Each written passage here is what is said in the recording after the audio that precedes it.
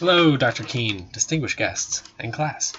Coming to you right out of a MySpace blog, camera quality. I've got my video podcast right here.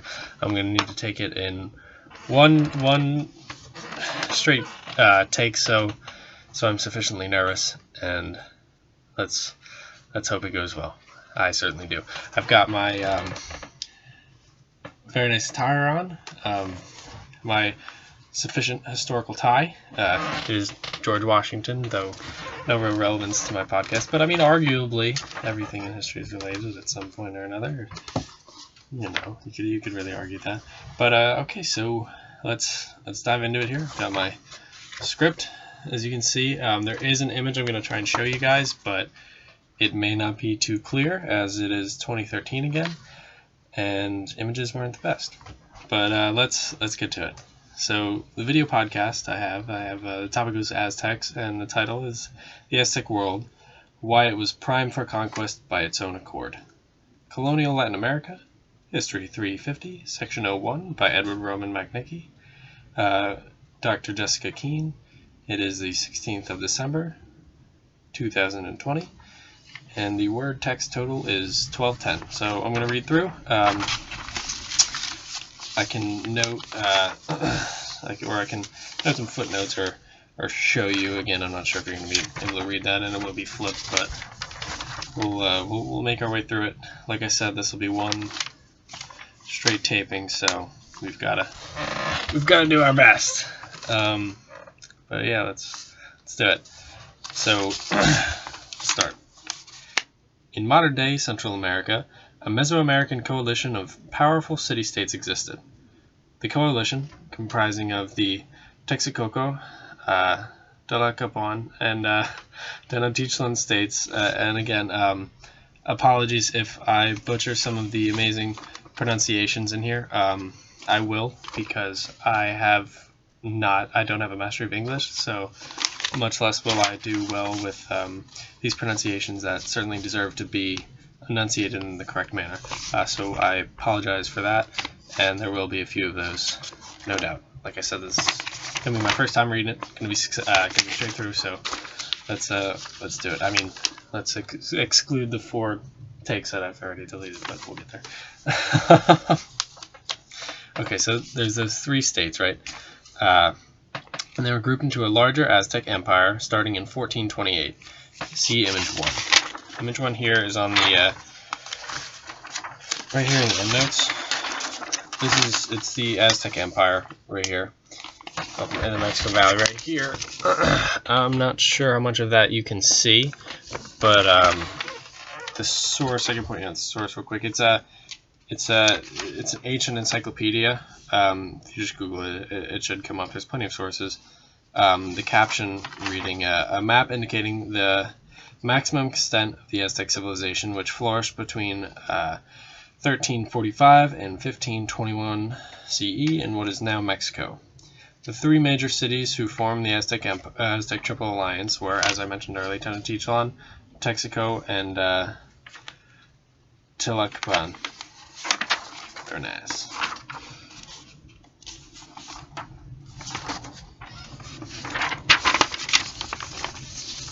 Okay, so we're back to it right after here. So right after C image 1, I'm going to read it again. In modern-day Central America, a Mesoamerican coalition of powerful city-states existed. The coalition, comprising of Texcoco, Tlacopan, and Tenochtitlan states, were grouped into the larger Aztec Empire starting in 1428. See image 1, which I just referenced. While in essence each state was its own equal partner in the so-called Triple Alliance, the Empire's truly impressive ability to expand and sustain an incredibly large population for the time had to do primarily with their ability to conquer and demand tribute from various other neighboring city-states. So-called tribute was essentially a payment of anything from food, slaves, money, and other goods in exchange for protection and stable government provided by the Triple Alliance to those who had been conquered. And especially the Triple Alliance. So what goes on is Tenochtitlan becomes the major player in this Triple Alliance. They start to receive the most of this tribute, and that'll come into play. Okay. While this payment served to enrich the Aztec Empire, and Tenochtitlan especially, as I just said, it also served to alienate a large portion of its greater inhabitants. By the time the Spanish arrived, this great empire was primed for collapse. But why?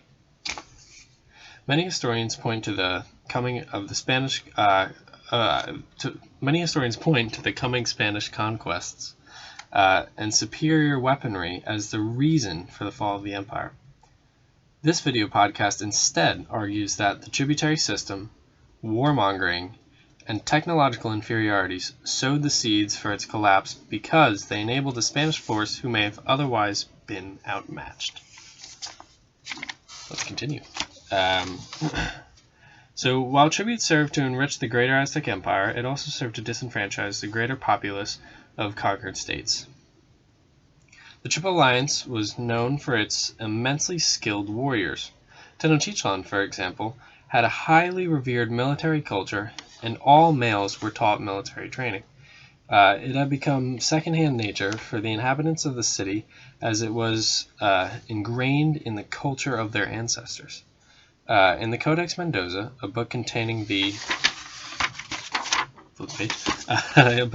history of the Aztec people, it is said that there was a large cactus that had grown in the middle of a lake where a sacrificed heart had been thrown. And this heart was, it's significant because the heart was of the daughter of a king who winds up, the Aztec tribe had been, the Aztec people of Mexico had been actually guests of a different neighboring tribe.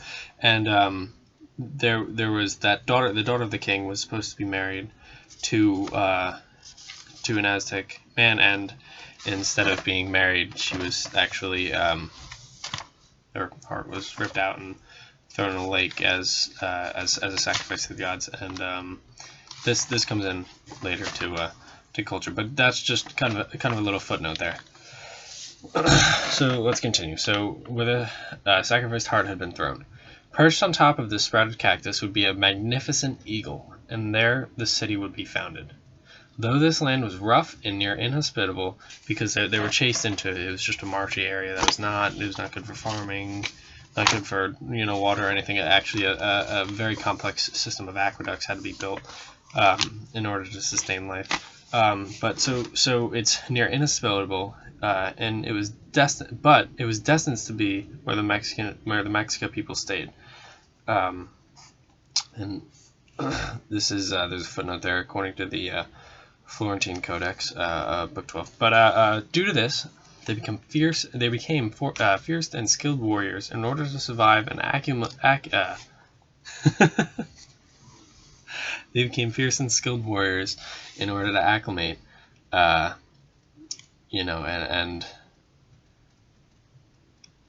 accumulate resources from their surroundings. So it's a very tough, inhospitable climate. They became fierce and skilled warriors in order to protect themselves, become accustomed to their environment, and gain resources from neighboring peoples. All right, so gotta find where I was. So while this would be the foundation for their success, it would also allow for their downfall. As tribute was collected from the states that they had beaten in battle, this is again because they're going out collecting resources and expanding. Tribute starts to get collected, right? The recipients, the Aztecs, were of course happy, but oftentimes the conquered were enraged in having to pay tribute. As would any, I mean, this is just kind of a common theme. If you're forced to pay tribute, and kind of give stuff to someone, you're not too happy about that. Anyone being forced to do anything, it's just not great. So right, the conquered were enraged in having to pay tribute. These disenfranchised states, rather than being incorporated into the empire, are all too often disillusioned with it instead. So the Aztec culture of warmongering was also a major contributor to their downfall. According to Aztec religion, human sacrifice was a necessary part of life. They believed that sacrifice nourished and gave thanks to the gods, and that without it, the world would literally fall apart around them. So really, for this reason, war was an even more integral part of human culture. So this is not only do they need to do it to survive and gain resources, but it needs to be done for the gods.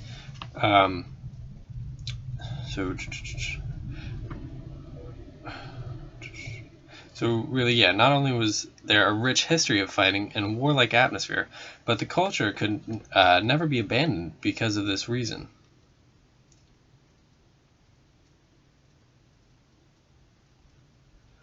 So really, this fact led to various so-called flower wars that the empire would become involved in, and these so I'm just gonna read it here. It's there. Sorry. So become involved in. The wars were essentially a perpetual state of violence between neighboring city-states and the empire, where the objective was not just to win the war, right? Because by conventional standards, you become involved in a war, you want to defeat your enemy, have it over with, and you want to stop devoting resources, resources of money, time, and machinery, or weapons, all that stuff. You don't want to just win. You want to continue that war, right? So really, it contributed to that perpetual state of violence with the neighboring city-states and the empire, and the objective really was to not just win that war, but more importantly, to capture enemy soldiers to be sacrificed. These wars served to provide a steady flow for such a practice, but again also served to allow for the ultimate downfall of the empire and great city of Tenochtitlan. These wars, really, this was because these wars, much like tribute, provided a steady flow of grievances among other city-states against the empire, right? So when Hernan Cortez came, the grievances that the other states had allowed him, or that the other states had, really allowed him to use a Caesarian type of strategy of divide and conquer, much like Caesar did in Gaul, where they weren't really able to. I mean, it's obviously there's differences, but there's similarities in the fact that in Gaul they couldn't really unite and fight against him. Caesar played really different people in Gaul against each other before they can unite under Vercingetorix, at which point it was too late. I mean, arguably too late, because you've got all his great work and stuff, whatnot, according to him and whatnot. But let's get back to the paper. Really, he uses this strategy of divide and conquer. Cortez was able to quickly ally with the Sempolia and the Tlaxcala, which was very important, as the Tlaxcala at some times made up the majority of the Spanish-led coalition. Right, there weren't a lot of the Spanish were just greatly outnumbered by the Aztec Empire and by all the tribes, city-states, and tribes in Mesoamerica. Right, there's no way that they could do that, but by dividing it, by allying himself with these disenfranchised people, because of these flower wars, right? We're going to continue to get back to the paper, but it just really allows for a leg up. So really, not only were they able to provide a large number of troops for the Spanish army, but thanks to the predating flower wars, these soldiers were highly skilled, very effective, and knowledgeable in Aztec tactics and intelligence. This information and skill was a necessity for the Spanish, and they used it to devastating effect. For instance, all that stuff became known, like how Aztec generals and important officers really in combat would distinguish themselves and wear different kinds of clothing and whatnot, and then the Spanish were able to easily take out their chain of command. So things like that became known, and just these people knew what the Aztecs were about. They knew how to fight them, and this intelligence, without it, how much did the Spanish have? It just, because of these flower wars, that's really integral and important to the downfall of the Aztec civilization and empire. So continuing on, while superior weaponry is often pointed out to as the technological advantage the Spanish conquistadors had over the Aztecs, this is only partially true. It's not the only one, right? A lot of people, if you just take a snap judgment, you're like, oh, muskets versus, I'm just this is a thing generally most people might say, like muskets for spears or something of that sort, really, but not true. Not true. So really, in fact, the logistical differences between the two were really as, if not more important. That made logistics, the logistical differences were huge. It made logistics an incredibly complex and difficult task. The Aztecs, and for that matter, none of their Mesoamerican city-state counterparts, really, they did not have domesticated animals in the same capacity as the Spanish. Really at all. So in fact, when Montezuma, the really ruler of the Tlawana, it's or ruler of the Aztec Empire in Tenochtitlan, is said to have first seen a horse. It was seen as a bad omen. It was recognized as a bad omen when he looked in and saw a this is the mirror. When he looked and saw, according to the broken spears, it's right here on page 6. The references. I'll read it right to you. But when he looked at the mirror a second time, he saw a distant plain.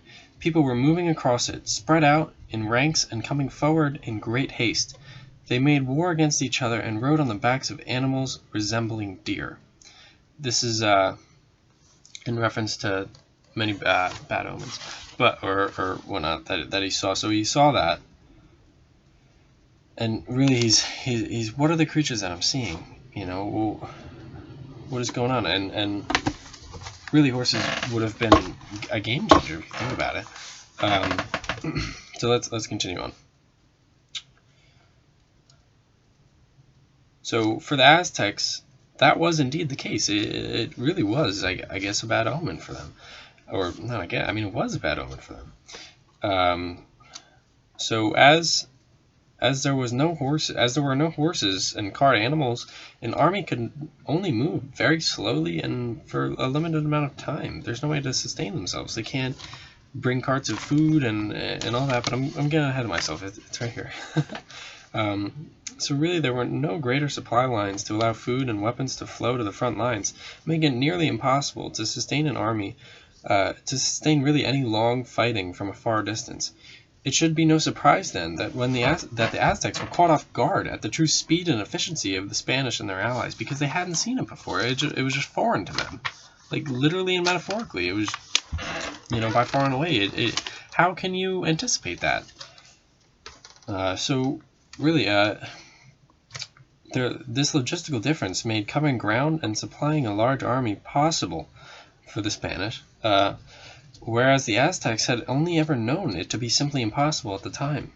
Indeed, it is this great difference that is often left in the shadow of weaponry that is of major importance.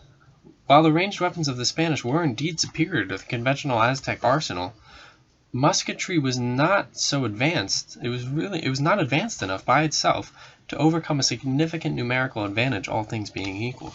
So if the Aztecs had all the mechanisms of logistical warfare and domesticated animals in that capacity, musketry in itself doesn't overcome that, right? These factors combined are what makes things possible. So really, in conclusion, this video podcast has argued that the tributary system, right, which we covered earlier, warmongering, we also covered earlier, this has to do with the cultural significance, and technological inferiorities, aforementioned. So you've got tributary system of how the empire expands, you've got the flower wars, and you've got the technological inferiorities, which are the logistical differences, right? Because you look at technological differences and your mind just goes right to really weapons when it's more than that. Really, let's see. So it's argued that really this video so in conclusion, right, this video podcast has argued that the tributary system, warmongering, and technological inferiorities of the Aztec Empire, sowed the seeds for its collapse because they enabled a Spanish force who may have otherwise been outmatched. Tribute, in and of itself, seems really to have been somewhat of a necessary evil, right? The resources and money was needed at points to allow the empire as a whole to thrive. However, this does not alleviate the consequences of collecting the same tribute. The coalition gave way too many close city-states maintaining natural, really a method of maintaining natural grievances and becoming susceptible to turn against those who they had to pay tribute to, which was the Aztec Empire, right? So similarly, cultural warmongering and engagement in the Flower Wars gave way for a trained and intelligent force, many of them, to really spearhead the ultimate collapse of Tenochtitlan and the greater Aztec Empire. And finally, and perhaps one of the most underappreciated in significance, the technological disadvantages in terms of logistics really sowed the seeds for the end of the Aztec Empire, because the ability of the Spanish to wage war was much better than that of the Aztecs, despite their great military heritage. You know, Aztec warriors were great in their own right. No one is really debating that. You know, they have a great cultural, and they're very very experienced. But when you combine all these things, just the odds are stacked against them, and the outcome is what the outcome is. So really, the Aztecs, despite their great military heritage, and really all in all, the combination of these aforementioned factors allowed for the closing of an amazingly important and awe-inspiring chapter in our history, and gave rise to the dawn of the new colonial age in the Americas. So really, you've got all those factors, and that's what it is. People take a glance at everything that went on in the Aztec Empire, and you know, there's so much. There's so much, and of course you can't cover everything. But this was really, I felt that this was significant and really had to be said, because people make a snap judgment about how, you know, it's just we've got, you know, muskets and some armor, but it wouldn't have been the case. You've got tribute, right? You've got the cultural warmongering, and it really, you're just and the technological differences of really, like, the supply lines and everything else. Really, the logistical impossibility, I guess, or not. I guess, I mean, it is. So really, you know, it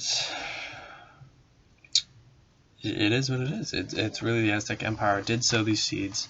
They were there, and that is why the history happened. Had it been different, it wouldn't have happened, and I'm sure a lot more would have been quite different. But this has been my video podcast. Thank you, Dr. Keen, for allowing me this opportunity to submit it. I hope that you like my MySpace blog.